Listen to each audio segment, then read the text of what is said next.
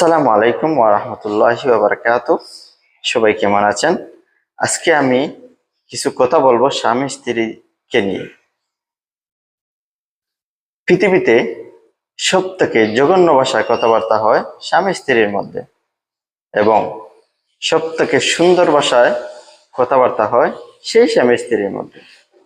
কিন্তু যদি তারা রেগে যায়, এমন ভাবে এমন জঘন্য ভাষায় কথা বলে, যদি সেই ভাষাটা যদি আপনার সাথে করা হয়, হয়তো আপনি কোনাকুনি হয়তো যদি নাও হতে পারে, কিন্তু আজীবনের জন্য আমার সাথে কথাবার্তা বন্ধ করে দিবেন।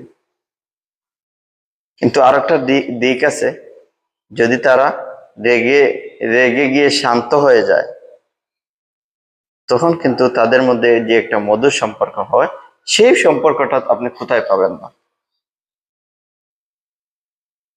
তাই বলতেছি, সবার কাছে হাত জোর করে বলতেছি, আপনারা রেগে গিয়ে কোনো ভুল ডিসিশন নেবেন না, কোনো ভুল ডিসিশন নেবেন না। এগুলা হয়, বারবার বলতেছি। ইনশাআল্লাহ ধৈর্য শক্তি থাকতে হবে। আপনি যদি দেখেন আপনার স্ত্রী রাগ করে ফেলছে, রেগে আছে, আপনি বন্ধ থাকবেন।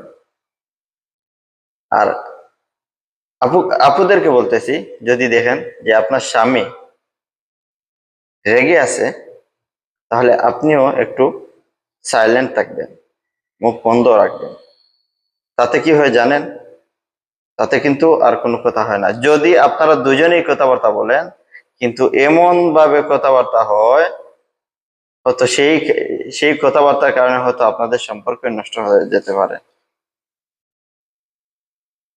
তাই আমার একটাই রিকোয়েস্ট, অবশ্যই ধৈর্য শক্তি থাকতে হবে। সংসারে এমন হয়, সংসারে এমন কথাবার্তা হয়, কিন্তু সেই কথাবার্তাকে কেন্দ্র করে কোনো ভুল ডিসিশন নেবেন না। আমার কথা যদি ভালো লেগে থাকে আপনাদের, অবশ্যই আমার এই ভিডিওতে লাইক, কমেন্ট এবং শেয়ার থাকতে হবে। ধন্যবাদ সবাইকে।